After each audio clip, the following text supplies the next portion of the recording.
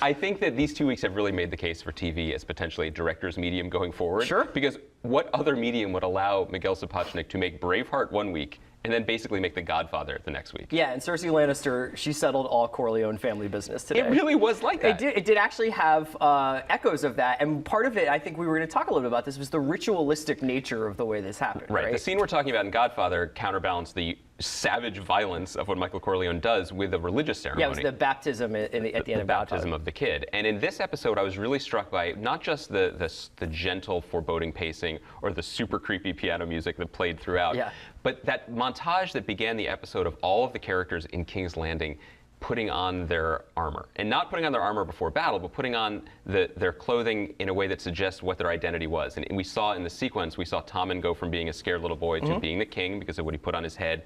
We saw the High Sparrow put on his dress sackcloth. Yes. Which I assume, you know, his normal clothes used to carry just like Idaho roasters, but this was like Yukon Gold. Alexander McQueen. It was like a kind of like a more of like a cream bone color. We're talking pret-a-porter here, but Cersei finally got ready for her Michael Jackson, late period Michael Jackson costume party. I think I bought my wife a Coach bag on Canal Street that kind of looked like that. I'm a big fan of supervillains who finally just go, fine, and dress like supervillains. Yeah.